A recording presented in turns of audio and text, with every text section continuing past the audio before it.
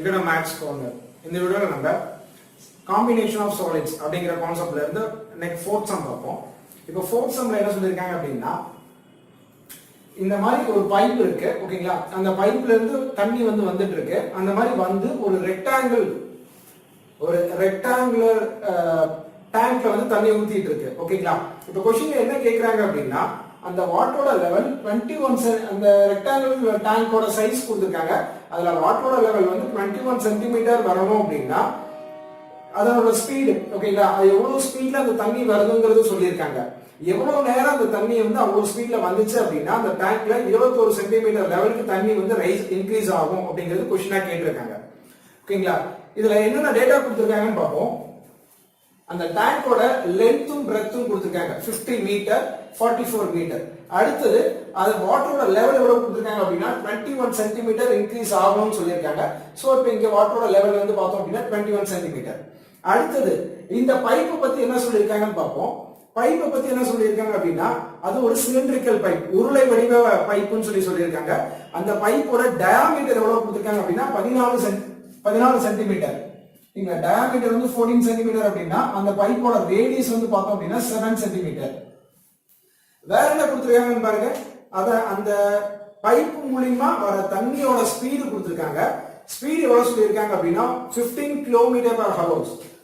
Speed எவ்வளவு கொடுத்திருக்காங்க அப்படின்னா 15 km/h. ஓகேங்களா? ஒரு மணி நேரத்துக்கு 15 கிலோமீட்டர் தூரத்துல ஸ்பீட்ல அந்த பைப்ல இருந்து தண்ணி வெளியே வருது.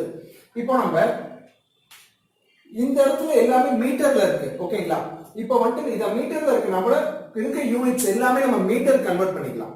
இப்போ ஸ்பீட மீட்டர்ல இருந்து கன்வெர்ட் பண்ணோம் அப்படின்னா 15 கிலோமீட்டரை மீட்டரா கன்வெர்ட் பண்ணோம் அப்படின்னா 15,000 மீட்டர். 15,000 மீட்டர், ஓகேங்களா? அடுத்தது இங்க இருக்கிற 7 சென்டிமீட்டர் ரேடியஸ் கொடுத்திருக்காங்க. அதை மீட்டரா கன்வெர்ட் பண்ணோம் அப்படின்னா by 100 ஆல் டிவைட் பண்ணோம் அப்படின்னா மீட்டரா மாறிடும். அப்ப R = 7/100 மீட்டர். 7/100 இருக்கட்டும், ஏன்னா நம்ம சால்வ் பண்ணும்போது ஈஸியா இருக்கும் நம்ம. அடுத்தது இதுக்கான ஃபார்முலா என்ன போடணும் அப்படின்னா, cross section area of the pipe into time into speed equal to volume of water level, ஓகேங்களா?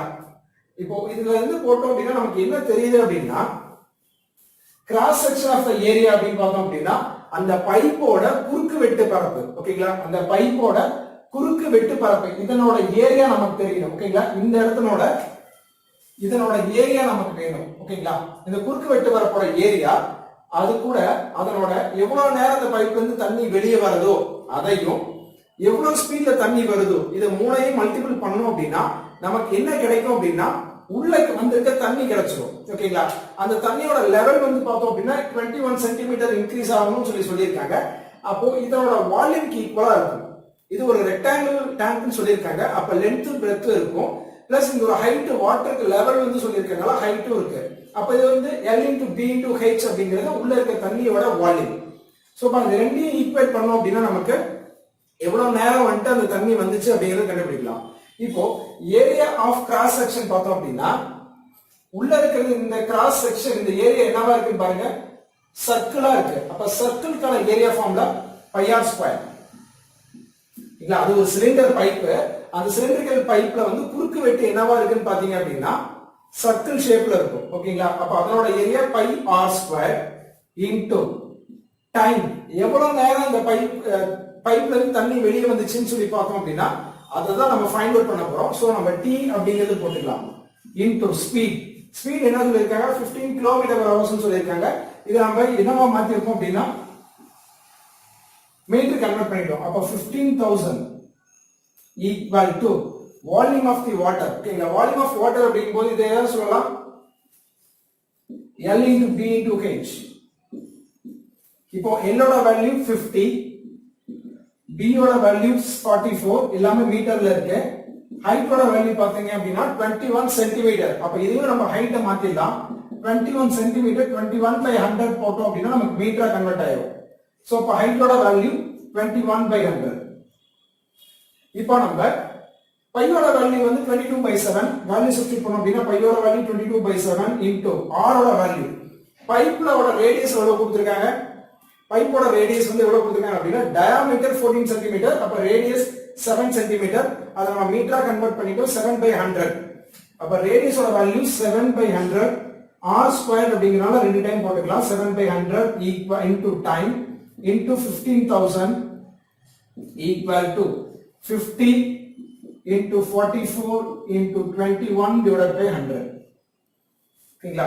இங்க இருக்க ரெண்டு ஜீரோக்கு இந்த ரெண்டு ஜீரோ கேன்சல் பண்ணிடலாம். again இந்த ஒரு ஜீரோக்கு இந்த ஒரு ஜீரோ கேன்சல் பண்ணிடலாம். 5 ஆல டிவைட் பண்ணோம் அப்படினா இது 2 டைம்ஸ் ஆகும், இது 3 டைம்ஸ் ஆகும். அடுத்து பார்த்தோம் அப்படினா இங்க இருக்க 7 இங்க இருக்க 7 கேன்சல் ஆகும்.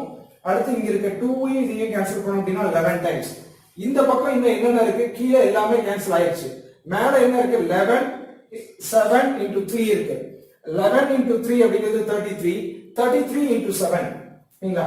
33 into 7 into time equal to இங்க கேன்சல் பண்ணோம் அப்படினா 2 times 50 ஆல கேன்சல் பண்ணோம் அப்படினா again இத கேன்சல் பண்ணோம் அப்படினா 22.